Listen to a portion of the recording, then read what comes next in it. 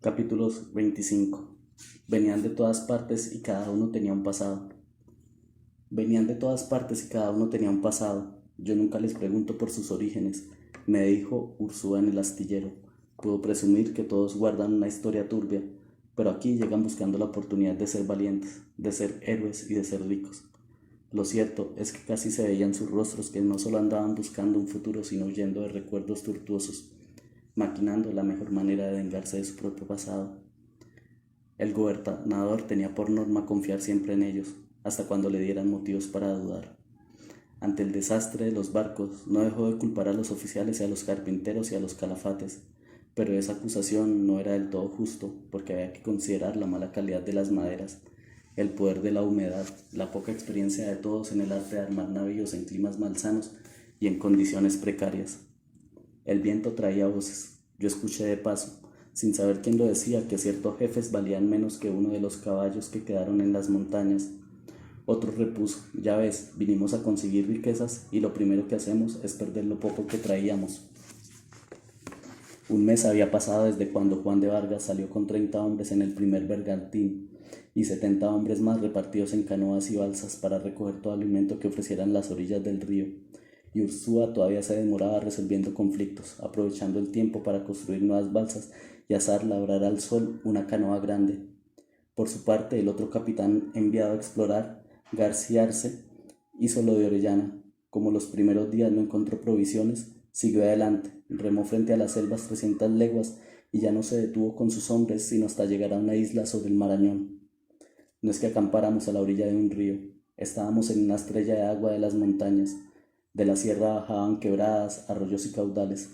Se iban uniendo y trenzando bajo los ramajes, y los capitanes enloquecían tratando de saber los nombres de esos arroyos, riachuelos y ríos que se precipitaban de una vertiente y de la otra. El río Cocama, el Bracamoros, el Apurima, el Ahuanca. Voces de indios nos decían que este tal vez era el Vilcos, que más allá corría el Chausas. Como una telaraña de aguas frías, este río nacía detrás de la región del Chinchacocha, aquel otro nacía en el Huánuco, varios cauces surgían de Tamara, muchos otros brotaban de los montes de Paucartambo y de Huanchacamba, y en medio de tanta confusión de aguas y de nombres no sabíamos si correspondían a ríos, a sierras, a pueblos indígenas, los nombres de Rupurapa, de Porima y de Bancay. Pero más allá de nuestra ignorancia y de nuestro extravío, qué resplandor de aguas iba descendiendo y juntándose, como sujetas a un mandato consciente, como si alguna voz las condujera, como si manos invisibles forjaran con paciencia desde la altura lo que más adelante se convertiría en relámpago, que parte de la selva y no cesa de crecer y crecer, que se puebla de pájaros y de tortugas y se llena del brillo de los cielos y de la agitación de las tempestades.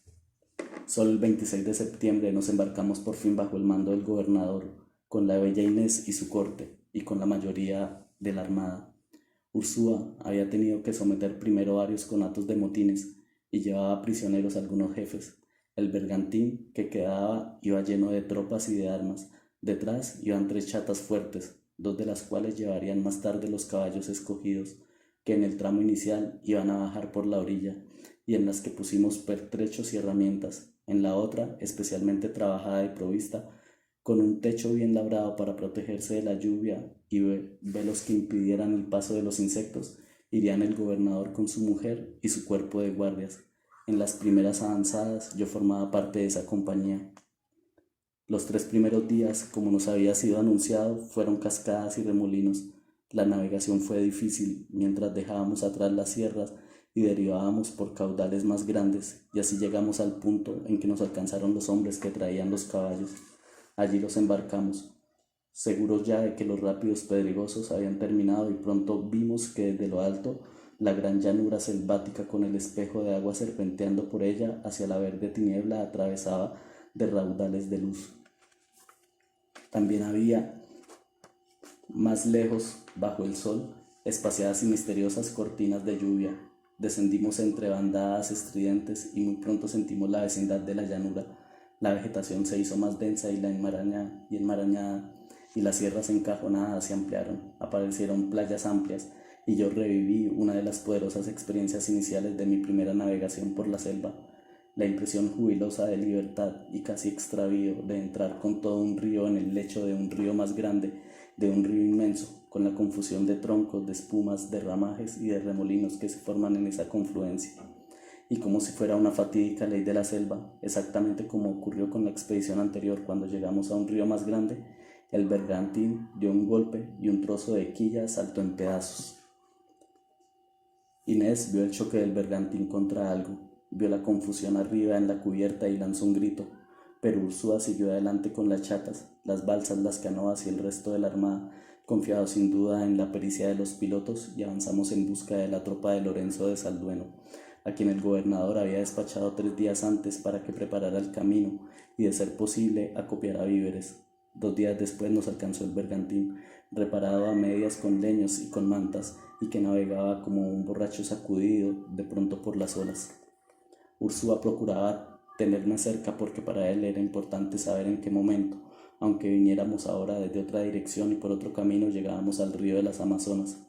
Recordó que nuestro bergantín se había averiado también al desembarcar en un río más grande y no olvidaba la historia de Orellana, de modo que temió que Juan de Vargas, quien llevaba más de 2 meses esperando por nosotros, decidiera seguir adelante y dejarse llevar por el río.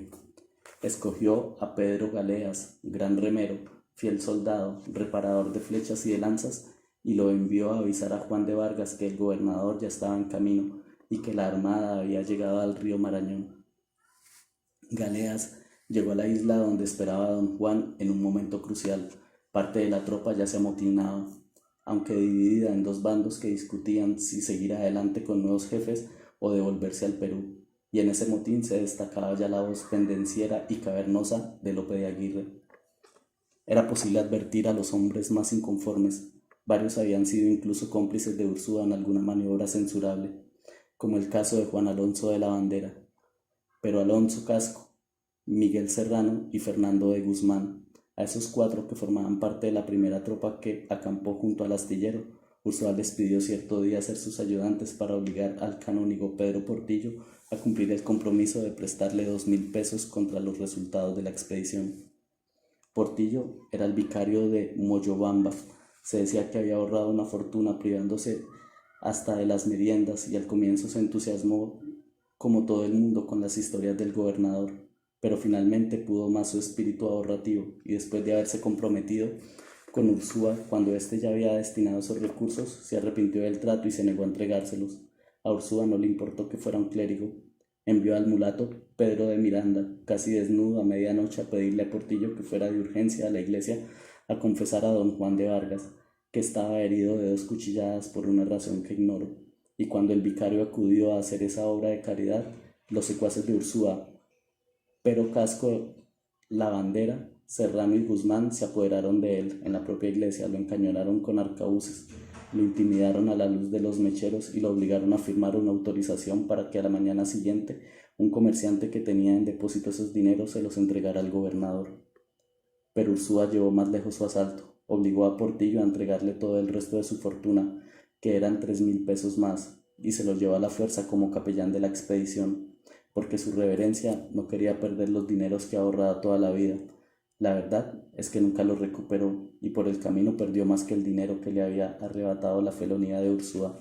A manos del tirano perdió la cabeza tonsurada, y su única salvación consistió en que la muerte lo sorprendiera con el credo en los labios.